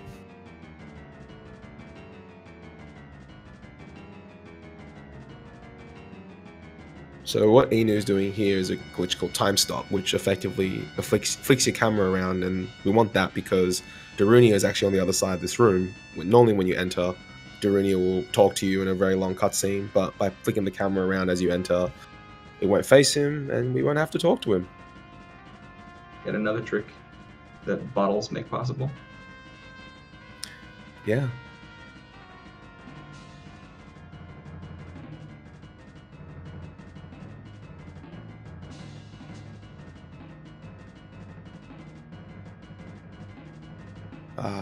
CMA clip back inbounds for going to Lake Hylia.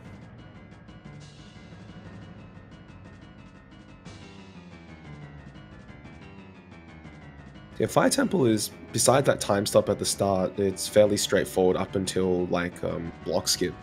Yep. Okay, so he's clipped through.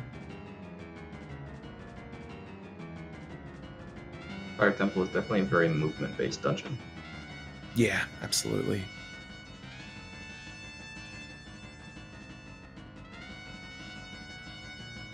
CMA trying to do this this ledge clip. Ledge clip can be very annoying because there's a really, really small spot where you can actually stand on this ledge and target that wall at the same time. Yeah. And this one, I think because of the setup that we all use to clip here, I think it's like the next frame you roll, like after you roll, you like grab the ledge, whereas other ones you have like a bit of time. This one's like a really fast one for memory. It looks like he's swimming over now. And where's Inu? Going to the right, which is interesting. That just straight up loses 4 seconds over going to the left. I wonder if CMA knows that.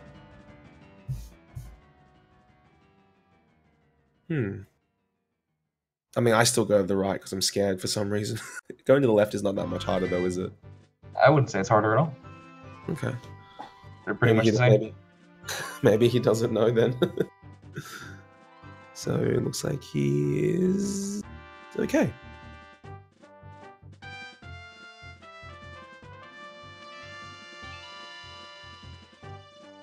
Alright. Water Temple is probably going to be a little more action-packed than what Fire has to offer right now. Yeah. Although Block Clip is coming up, so. And I think the setup that Ian is going to use is, well, he found it. Right, yep. The setup is actually amazing. Yeah. So, Oh no, sorry, you're the one with the bomb. Sorry, I don't know who found this bomb chew one. Whoa, actually, I did not know that one existed. yeah, that's what I was saying. It's amazing because, okay, so flipping through the corner of that block is pretty precise. Link's position and the explosion's position to be pretty specific positions relative to each other, and so there are a few setups that do it. And for a while, a lot of them involved like hitting that crystal switch so that the whatever explosive you used didn't bother you. I'm just doing convoluted setups, but that one, you just get ISG, and then place the bomb shoe in the corner, and then ISG blows it up for you, and it just works. Wow, I think that one is Inu's setup, so shout-outs to him for finding it. CMA got the boss key skip for Water Temple properly. It's no small feat, so Yeah, if it goes well. that one is a really scary section. Fire Temple pretty soon, hopefully. Yeah.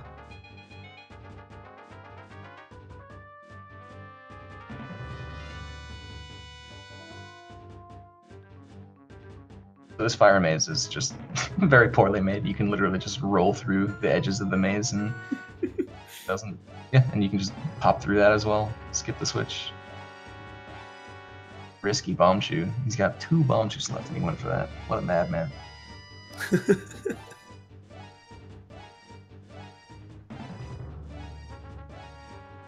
He has 1 bomb shoe to spare. I think he only needs 1 of those 2 bomb shoes. Actually, no, I'm mistaken. He needs both. Yeah, for Forest Temple and then to Jabu. So his route is actually bomb chew perfect. That's gets 25 bomb chews in this route and uses every single one of them. Tricks that are pretty much required. That's crazy. Whereas the route that CMA does, how many is it in total? It's 20 from Castle, 10, is it 40? But you spend a lot getting the ones from Castle, so... Oh, true. Overall, CMA gets 8 more bomb chews. Okay, yeah. That's still a fair bit, though, in this Oh, category. yeah, absolutely. So it looks like CMA's doing the cutscene skip now. About to get the hammer.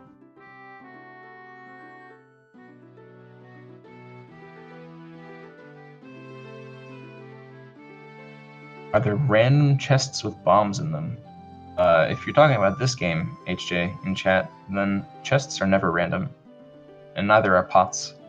The only way you could get random bombs is if you break plants. You can't, because random bomb drops will only spawn if you have bombs, which in this case we don't, because we haven't been to Dodongo's Cavern yet. Alright, Enu doing a boss key skip here from the upper room. And just by the nature of the geometry of the dungeon, the boss door happens to be directly below you, so you can just do a setup to pop right in. And now he's going to take on Vivaggio, but with the number of bomb shoes he has, he'll probably just have to do it casually without hitting the second hitbox. Just So get it's a like- little blip in the... My screen turned to wrong layout for a second. Yeah, my one did as well. I think they changed the overlay accidentally.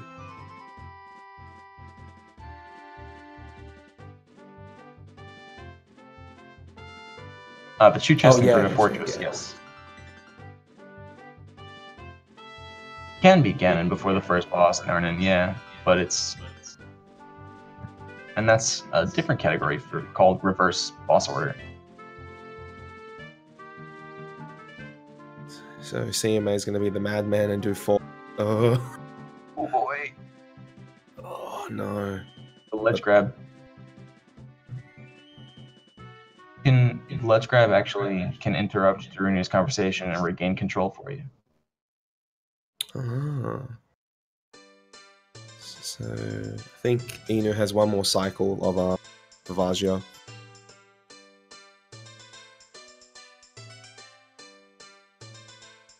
Yes, Yeah, they start with HJ. Terranova.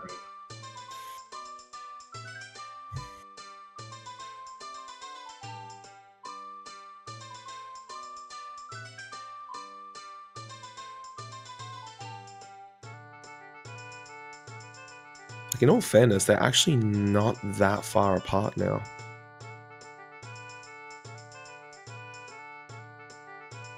Okay, so Inu's about to be done with Vavagia. Oh, maybe he had one more cycle.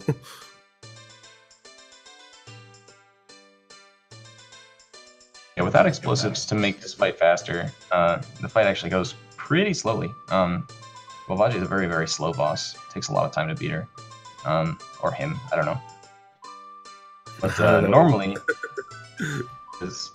you can damage. There are two Vavagias, one that flies around and one that pops out of the hole, kind of like this. And when the one that flies isn't flying, it's stored underground, and you can use explosives to reach that hitbox. Do a lot of damage really quickly and kill it before it ever flies. But because we're so low on explosives, we're gonna have to wait for Vavagia to fly a few cycles to do enough damage. Yeah. Yeah, Blitz. A lot of mistakes were made, so it's a really punishing category. So it looks like... So now this cutscene skip is actually a wrong warp. So if Inu can pull it off, he'll not only skip the cutscene, but end up somewhere else. Somewhere very useful.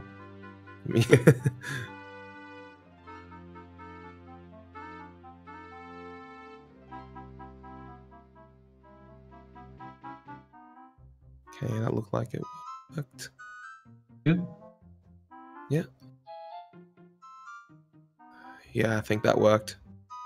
Alright, so it just so happens that a wrong warp from Fire Temple puts you right into the next dungeon that we need, which is First Temple. Very useful wrong warp for lots of categories that need to complete dungeons. In particular, a very useful category for this, or very useful wrong warp for this category because exactly the order we want. Yeah, super convenient. Alright, CMA on the clock in this room is... This is actually really scary. Yeah, he climbed the fence a little bit, so I don't know if he's going to be able to make this. He's gonna have to time stop like crazy. Yeah, I don't think he's going to make it. He might have to save warp. Wait, what the? Did he just void? Did, because the block stays on there and he gets 24 seconds, which saves enough time to do it again, which is a strat that I had no idea exists, but apparently it does. I had no idea you could do that. That is so smart. Wow. Every time that mistake has happened to me, I have always reset back to the beginning of the dungeon. That is good to know. Yeah. I was like, why is he voiding? I'm like, oh. Wow. I suppose he skipped this tunic before and made that mistake plenty of times, so he just knows the backup. That was good. Yeah. Inu And has so completed the Forest Boss Key skip already. It just so happens that the Forest Temple is... you can just ignore it. Doesn't matter. You can get to the boss from the very beginning. And you can this boss without the bow, which is the item you get in the Forest Temple. You can just beat it with hookshot.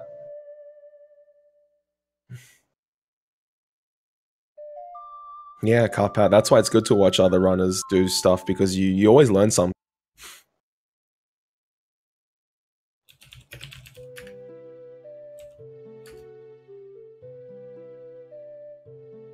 So with the Phantom Ganon fight that Inu's doing now, way you can tell the difference is one of them will be a little bit brighter than the other and will also emit sound as they gallop.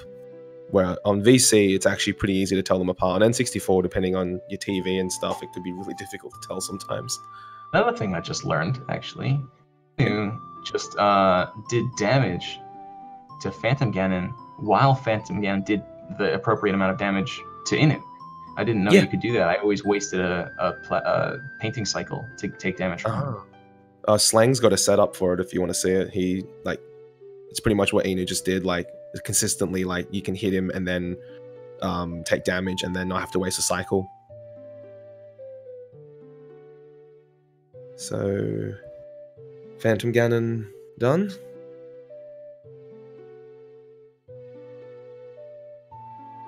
And looks like CMA's coming up on the first Flare Dancer. I didn't notice, but did CMA get his fairy?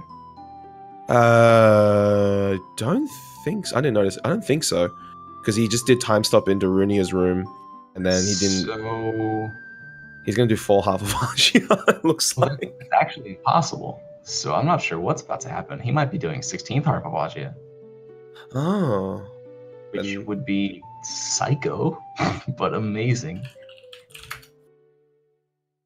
yeah. Also, I don't know if he, yeah, even if he has a fairy, I don't think he has any slot to equip swap over because it would write a bottle there. Hmm. Huh. Figure What's you he would gonna get do?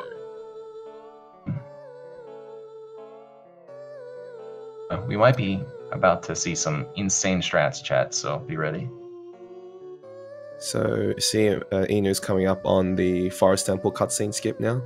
This one's also important to get because, like with Water Temple, as Danny said, not only do you have to do the Chamber of Sages, but then the little mini Deku Tree, like I guess Respawn, talks to you as well.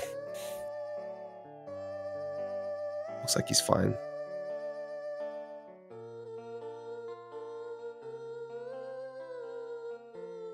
Is it possible to do this category in the 3DS version? I'm too familiar with Nanan, so I'm not sure. Alright, so Inu has completed Forest Temple, which means he is done with the adult dungeons. He has exactly one Bombchu left, which is exactly what he needs to enter Jabu Jabu as Adult Link, which he's going right now. Dungeons. Yeah, And yes, CMA he's is doing 16th Heart of Awagia. Oh my gosh. Wow. Alright, well here we go, chat. Oh, this is good. Earlier, but for anyone who's just tuned in, we'll go through it one more time. It just so happens that timers in this game, heat timers, they depend on how much health you have. So how much time you have is how many hearts you have times 8. And if you have a 16th of a heart, you don't get a timer. As you might have noticed, he's in Volvagia right now without the Goron Tunic, and he has no timer whatsoever. If he takes any damage, he's gonna die. So, scary. Yeah. Skips him having to use fairies or the Goron Tunic. Yeah. It also modifies what Realm Warp setup he's gonna have to do. I was thinking that, yeah. So another reason why this category got a bit of a resurgence is, as Danny said, with Equip Swap. Before, with Reverse Dungeon Order, you'd have to go back as Child to do Jabu, because in order to beat Jabu, you need the boomerang in some form, short of putting the boomerang on like your B button, but we can't do that. So we had to go back as Child before, but now with Equip Swap, we're actually able to do the entire category as Adult. So saves a lot of time at Equip Swap. CMA having a very, very stressful fight here. I can't imagine doing this in a race. Gotta constantly use explosives. Oh, Literally everything can kill him. Stepping in lava for the briefest moment will kill him. So now Inu's coming up on entering Jabu as Adult, because the loading zone's actually still there, but not in a way that we can normally access, but we can actually hit it with a forward mega side hop,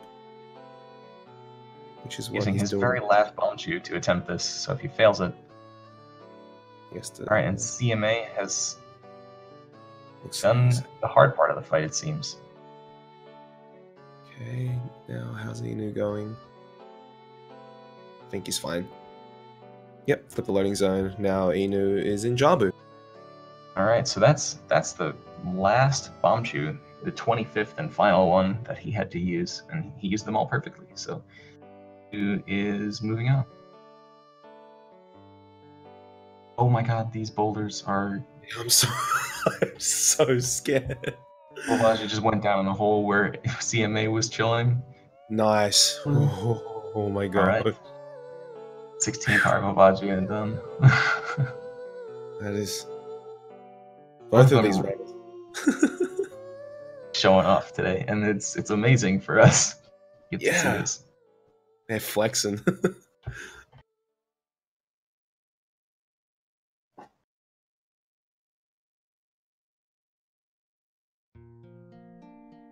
yeah, I'm Still gotta curious get to see. some more. Yeah, I'm curious to see this.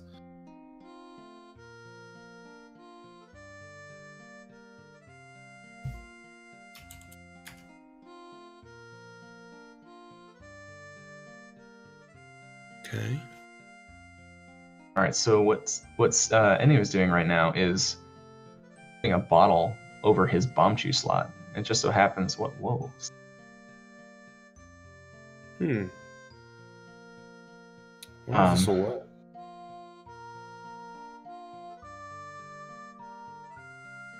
Please work.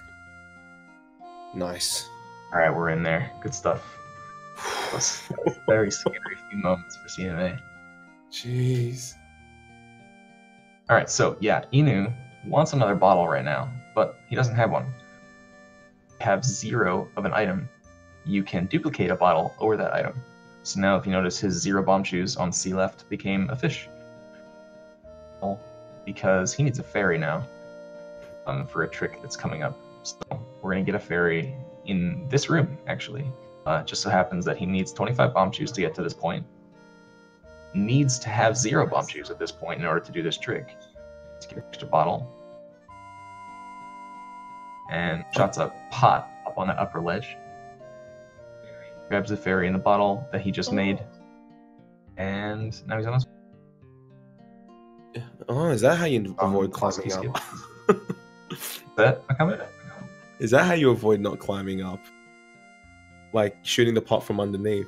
Yes. Ah. And interesting thing there, so you shoot that pot, and the pot is pretty high up, but just so happens that fairies in this game always get on your level, literally. Every time that a fairy appears, it immediately snaps to the same height that Link is standing at. And so you shoot that fairy, even though it's way above you, as soon as the pot breaks, it snaps down to your level, and you can grab it. That's actually very convenient. So we looks like we may see CMA do the same strat that Inu did, which was damage on a Phantom Ganon cycle, and still hit him. Yeah.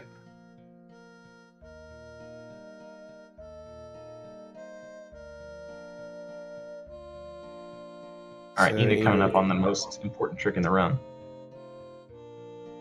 See if we get Vibruta. Yeah. Alright. Listening to the Japanese stream, maybe, if you want the game sound for this, because this is going to be good if he gets it.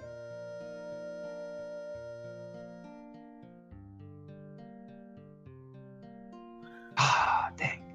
I'll have to just CMA to get it.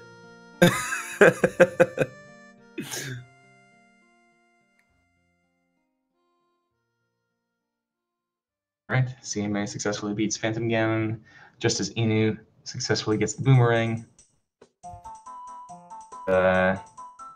Whip swap coming in strong once again here. We'll see the Boomerang just go straight to Inu's C button.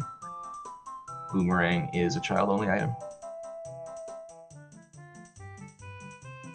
And with the equip swap, saves a lot of time over the old route because of having to go back as child, then come back and go back again. There you go. There it is. Boomerang on C left. Yeah. The reason we need Boomerang is just because it is the only item that Baronade, the boss of Jabu Jabu, happens to be vulnerable to. And for anyone wondering, that equip swap is frame perfect. And no, you can't pause buffer it because you're actually in the pause screen. Not only is it frame perfect, but it's frame perfect at a higher frame rate than gameplay runs at. That's true, actually. Yeah, so this game runs at 20 FPS, but when you're paused, it actually runs at 30 FPS. So it is the hardest timing trick in OT, which is pretty funny because it's not hard at all. It just happens to be 50% more precise. Yeah. Okay, let's see if CMA gets this cutscene skip. Yep, he's good. Sweet. The one dungeon separation between them holds strong. Yeah.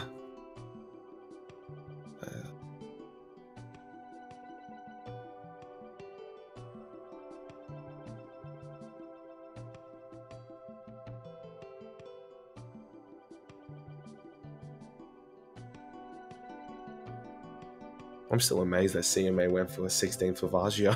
I know. I was not expecting us to see that. That was a good surprise. Yeah.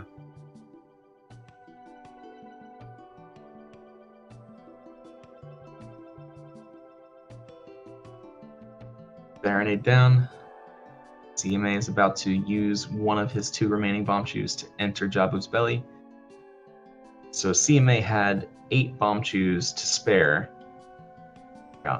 I believe CMA used a strat to make the Volvagia fight much faster, whereby he used 5 bomb chews to damage the underground hitbox, like I was mentioning earlier. So it seems like CMA had 8 to spare, and must have wasted one somewhere because he has 2. So make it work with just those 2. Yeah, because I think it's if you use 3 bomb chews, will reduce it by 1. Yeah, if you do it with 3 bomb chews, you can do it on 1 flying cycle. With 5, you can also do it on 1 flying cycle, but it's faster because you can do damage faster. So 3 bomb chews on Volvagia, I think, is the best bang for your buck because it saves the most time with the fewest explosives used. Yeah, I remember. I think you mentioned he went for the extra, and he has 1 bomb chew to spare, so he can. Worst case scenario, he can miss this once and still be okay. Interestingly enough, both players in Zora's Fountain right now. One on the way out, one on the way in. Yeah. So the next stop for Inu will be Dodongo's cabin, where he will finally get his hands on some bombs. And so late That's a into the relief. run. Yeah. CMA pause buffering for his life. Doesn't want to have to waste any one of his 2 bomb chews. No, absolutely. Down to 1 that's scary. I think that's fine. Oh, I think that's a late buffer. Let's see. Oh. Oh boy. Alright, it comes down to 1. Otherwise, he's going to have to save the back here from the Temple of Time.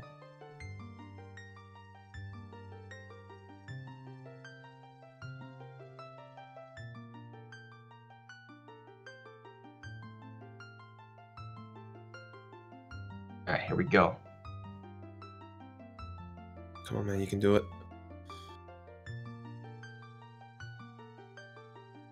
Okay.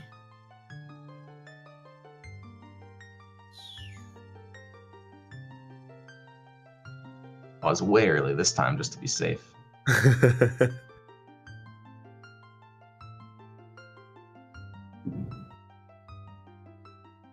Don't save. Oh god. Oh, we're in there. Nice. I think that jump slash is a 4-frame window as well, but that looked like the last frame he could pause. I think he wanted to save because he realized he hadn't ever, since he finished Forest. I already used all my bomb chews. If I save now, I'm done. Yeah, he's like, wait a minute, this is... Oh, good thing he second-guessed himself. So the reason you saw Ian save and reset there is he has to do another wrong warp later on in DC, and if you don't save warp there, you soft lock. And what's the reason for that, Danny? So the reason is in this game, if you wrong warp to an area that doesn't have cutscenes of its own, the game can crash. Whether or not the wrong warp works is dependent on the last cutscene that you watched, because the game uses some leftover data from the last cutscene you watched. I don't know, in its attempt to play a cutscene in where you wrong warp to. And if that cutscene data happens to be bad, for reasons that I don't understand personally, then your game will crash. But if it works and everything works out and it's fine, great in this game. Just before you file select is a cutscene that counts. So you use the data from that cutscene, and then it'll work for this particular wrong warp. And he looks like he's going to be mega side hopping into DC's mouth. Don't have to light the eyes for this skill at all. It's a pretty tricky strat. Not time, but we'll see. Not quite so scary on the explosive count anymore, at least. Yeah. How much time does this save if he was to pull it off? If you do it fast, I believe it saves like 30 seconds. Oh, and he failed it, so we're gonna have to try again. I think he may have to do a hookshot jump again as well. Yeah. I think he figures he's got a decent lead right now, so might as well try to show off some cool strats, take some risks. Yeah. And what you can do here, floor switch to make that elevator rise all the way to the top in case he failed it. Yeah. Want to take the time to potentially do that.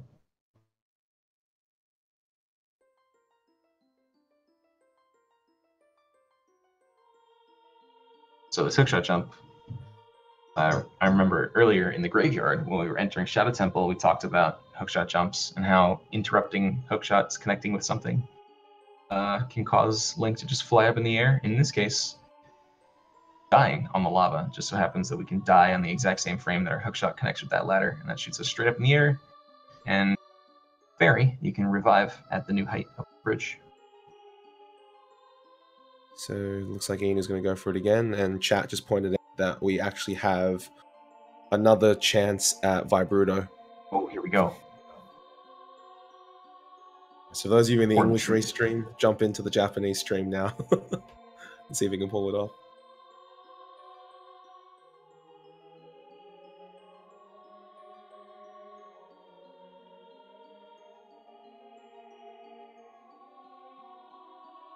I don't think he's going for it. Oh, never mind. Man. Bruto today. I am so sad. Alright, so it looks like Inu got it.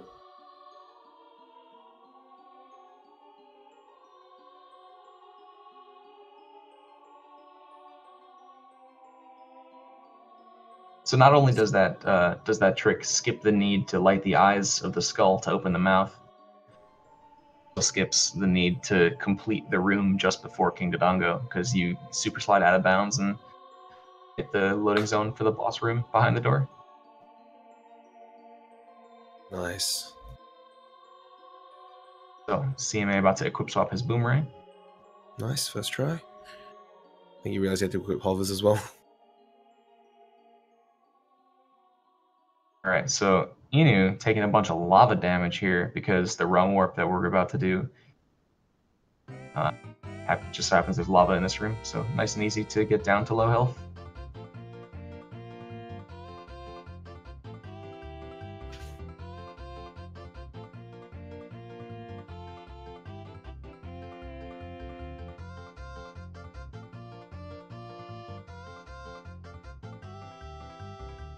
Alright, so the wrong warp that Inu is about to do is going to go to Garuda Training Grounds, but we actually have absolutely no business there whatsoever. The only reason we're doing this wrong warp is just because it's a package deal with the cutscene skip.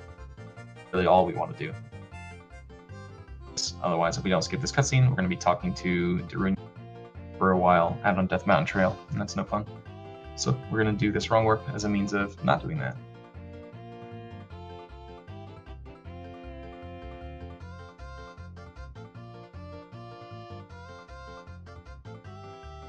So just like some of the other cutscenes skips that you've seen so far in the category and the run, you basically trigger Ocarina items on the edge of the blue warp and die on a very specific frame, load a certain number of frames of the blue warp, and takes you to a spot it's not meant to take you to. So it looks like he's good. Yep. And CMA just finished up with Baronade.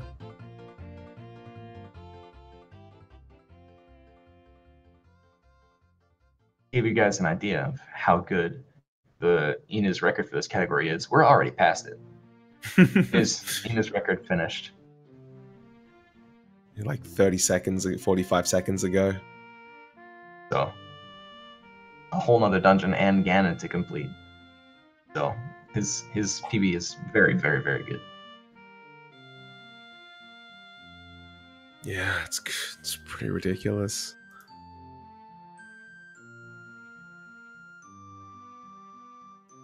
Yeah. This category, if you ever enter Temple of Time, which is the default place you go to after you save the game and reset, then the light arrow cutscene will play, because ever since we beat Shadow and Spirit Temples, Zelda has been waiting there, wanting to give us the light arrows. Playing Bolero, like he just did, like Ina just did. I got to the end of a run on PB pace, and just had a brain fart. And instead of playing Bolero, I save warped to get to Temple of Time, and then I was like, oh, not a big deal. I'll just walk or play Bolero after I'm done. And then the light arrow cutscene played, and I was a very sad person. That's heartbreaking. Oh my gosh. One of those mistakes that you will only ever make once. Yeah, exactly. So it looked like Ina was attempting a super slide, which would have not loaded a portion of the Deku Tree. But if he fails this, I think he might attempt it again. But there is a backup in case he doesn't want to. But like you said, Dan, it looks like he's got a bit of a lead, so he figured. Okay. Looks good. Missed the jump slash. So looks like at least go farm bombs now. Yeah.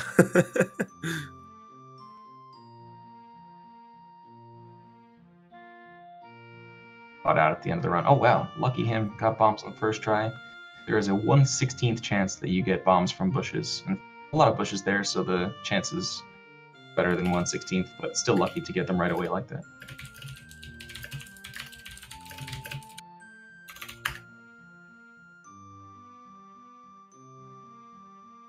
So this is actually a really nice backup if you fail the super slide.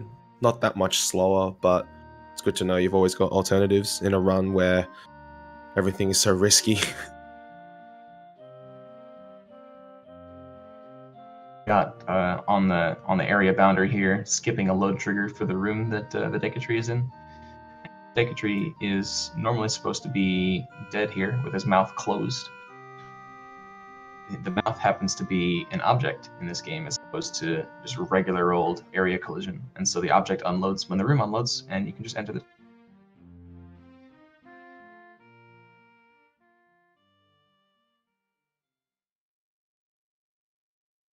Yeah, none. And Deku Tree is the last one that we'll see in this category. Then he has to go fight Ganon. Alright, so pretty cool trick coming up from Inu.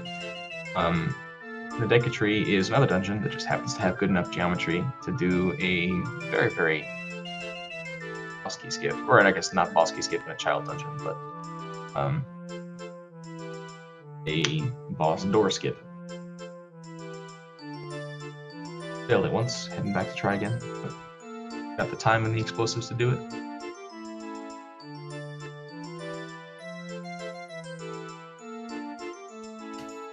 Looks like CMA just got a hookshot jump successfully.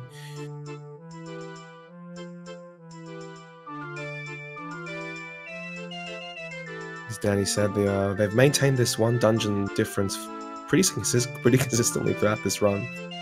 Ever since Spirit and Shadow, I guess, huh? Yeah, that early on.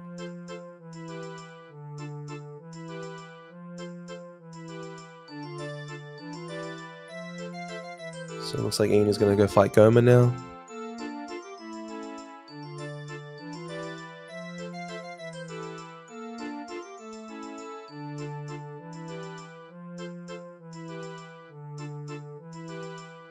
Very scary boss, clearly.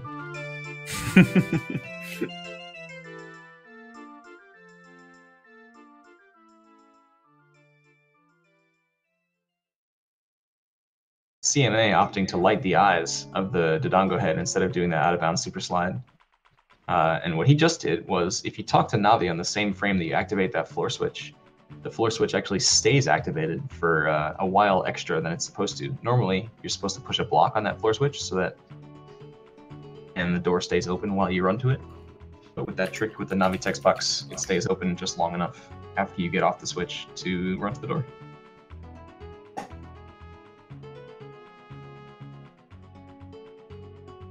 Alright, so wrong warp.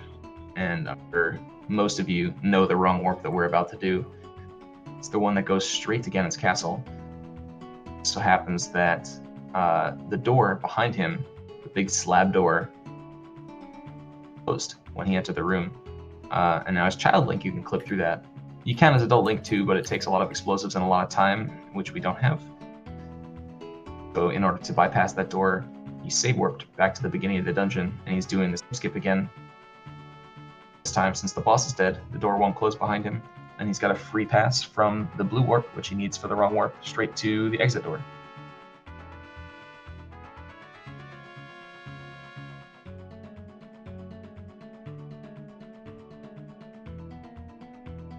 I've never seen this setup before, actually.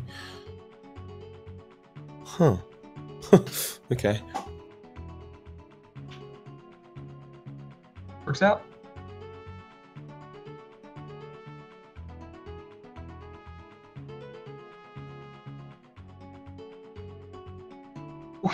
Very.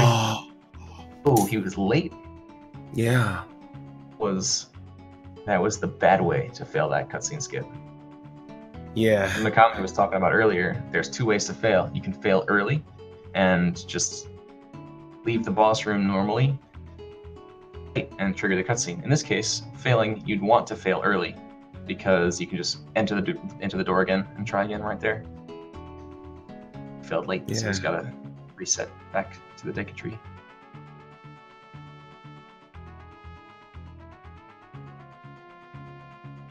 It's unfortunate because this one you actually, like some of the other ones where you can sort of watch it and still continue the run, this one you actually have to hit.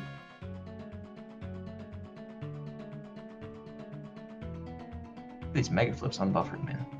Yeah. Is this one frame perfect? I believe so, yeah. Distance mega. Nice buffer in it. There we go. Oh, I guess early or something.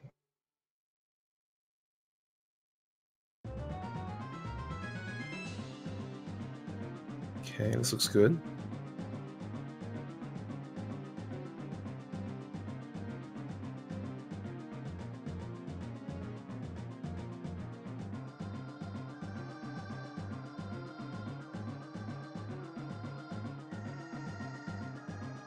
If it fails this wrong warp again, we're gonna start to have a very interesting ending on our hands. Yeah, because he's giving CMA time to catch up. Into the Deca tree right now, and the Deca tree doesn't have too much to it. I've never seen this setup before, so I just do the one that SVA does. Yeah, I can't really commentate on what he did wrong because I don't know. Except that he took too long because it was late. Let's see. Cool. All right, he's in. Has left. He's still beat Ganon. He's got, yeah.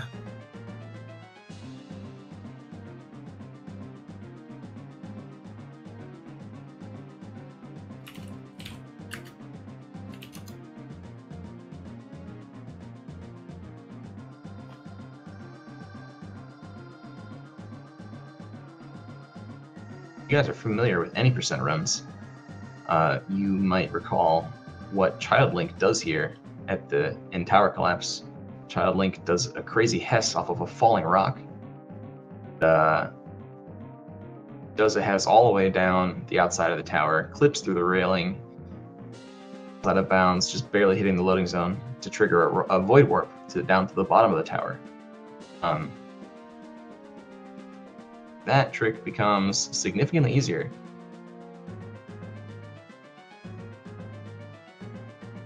Yeah, because we don't need to do it off a rock anymore. We have explosives.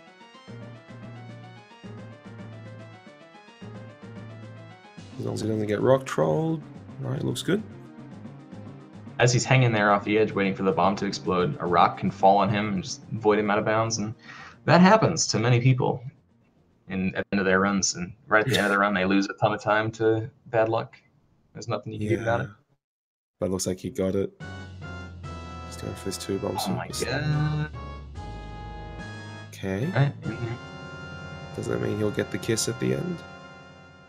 He didn't get offset. It looks like he's still dead center. Yeah. Do the explosive kiss. Ooh, the explosive kiss. Look at that. Oh, sweet. So Ina's at the end of the game now, pretty much. Yeah, barring in death to Ganon, it looks like. Here.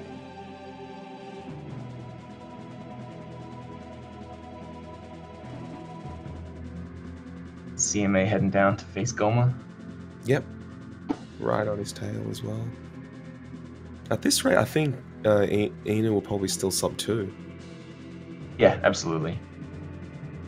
With like that many mistakes that they've made with his run as well. Like, I know his route's faster, but it just goes to show you like how crazy of a player he is. Yeah, absolutely.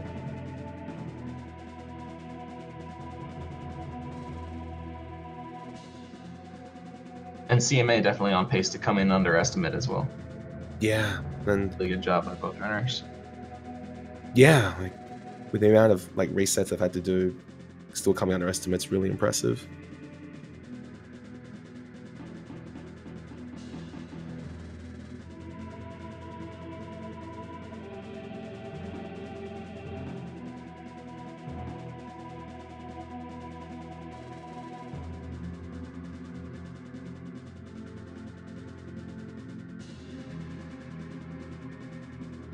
Goma is down. Leaves CMA with just the wrong warp left before he's also in Ganon's castle.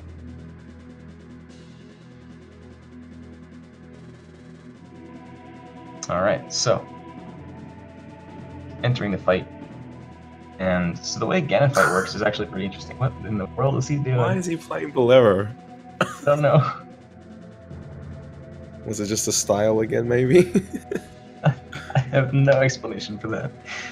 Gosh. So the way Ganon works is he has 10 health in the first phase. This is when he knocks away your sword, and 20 health in the second phase. And Ganon is supposed to be very high armor against any item that isn't the Master Sword. Pretty much anything, any damage you do to him will be 1 damage, regardless of the damage amount that the item is supposed to deal. And it just so happens that we have a trick in this game called power crouch stabbing, which is the ability to up your sword type attacks with whatever the last sword type attack you did was. So did a jump slash with the Master Sword before the fight, before he lost it. And so now he's still playing Bolero. Someone in chat said he's playing it to start the fire. I'm not sure if that's like a joke, but That must be an inside joke. So yeah, so now he's stabbing with the hammer, and it has Master Sword jump slash type damage. And so, to Ganon each, so it only takes 3 stabs to bring down first phase. Now, you can go get the real Master Sword. no, been a very impressive display so far from both players. Absolutely. Looks like CMA is doing the same wrong warp setup as well, that neither of us has ever seen before. Yeah.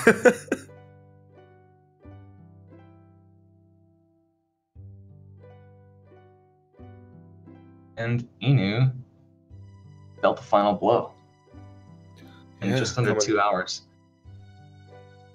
Yeah, it's like I said, with all the mistakes they've made for them, that's still very impressive. CMA He's got the wrong warp too. Got the So wrong warp. he's- First try, nice. Hot on his heels. yeah. All right, final time is gonna be 1:59:40. Still very Time. impressed. Wow, well done. Whew. And CMA is not far behind him as well. Yep. Let's see if CMA gets rock trolled or if the void warp is nice to him. Yeah, hope he doesn't. He's had a pretty rough run so far.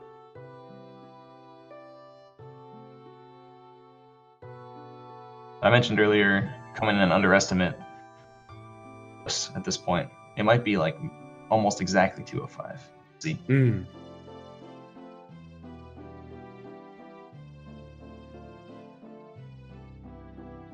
Let's have a look how this goes.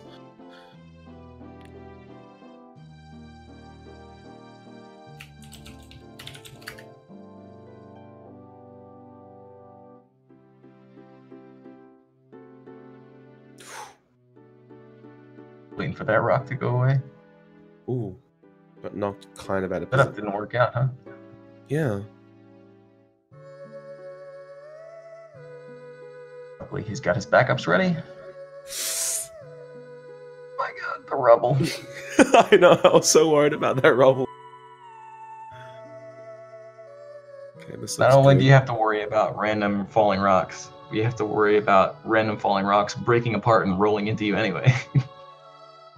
Yeah, Ocarina of Time has its ways. Alright, that looks good. Good. Okay, Also going for the super slide. nice. Didn't get off-centered, so I think. Ooh. No, I think he's good. He just went for the normal kiss. Alright.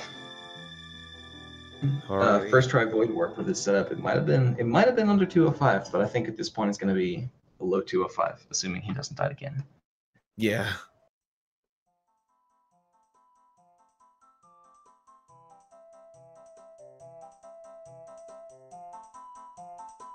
Looks like chat's arguing about what the best Zelda game is. Oh my Clearly God. it's Ocarina of Time. Come on, guys. Clearly Ocarina of Time. I agree, yeah. OOT.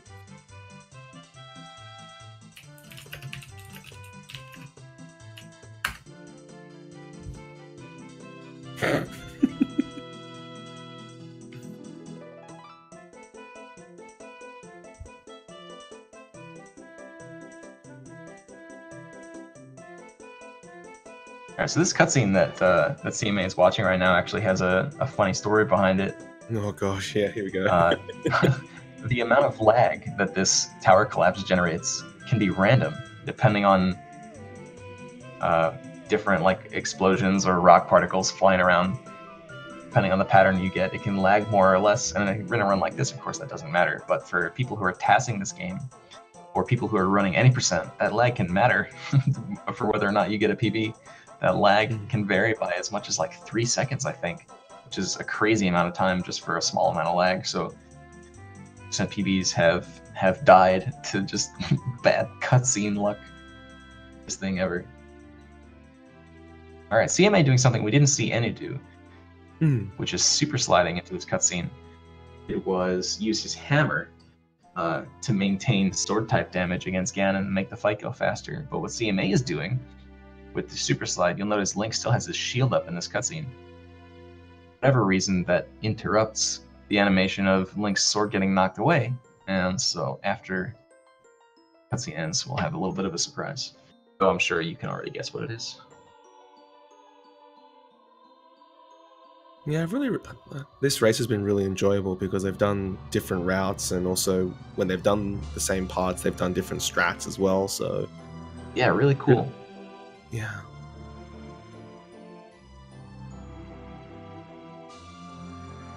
And yeah, his sword is still there.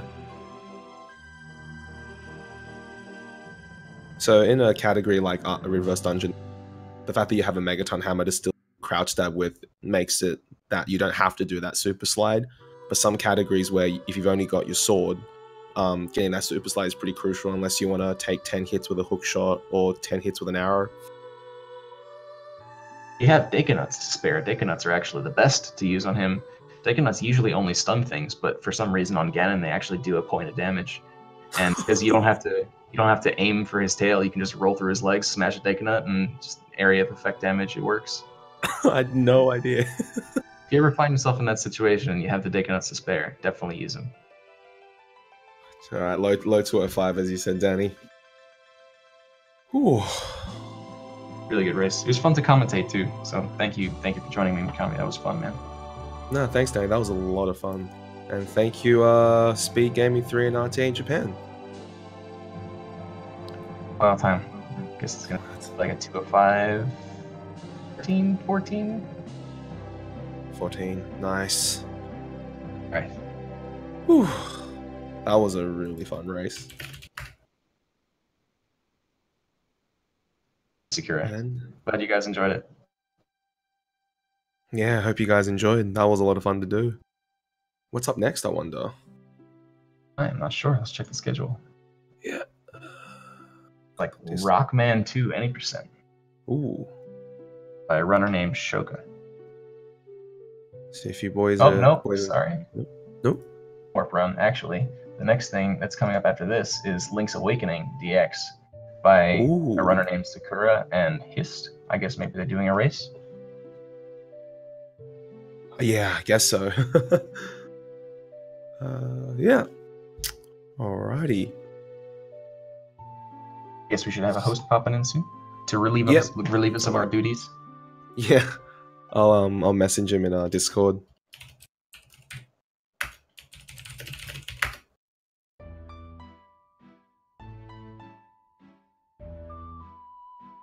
But yeah, if any of yous in chat actually want to run the game of the Ocarina of Time speedrunning community, probably one of the most welcoming, and also we have a ton of resources. So if you just jump on speedrun.com and look up Ocarina of Time, there's tons of resources. We have a Discord, we have YouTube videos, we have guides in general. Definitely one of the more welcoming and resource heavy ones. So we always encourage new runners, right, Danny? Absolutely. The Discord is super active as well. Constantly people asking questions and getting answers all times a day. Yeah, it's great. So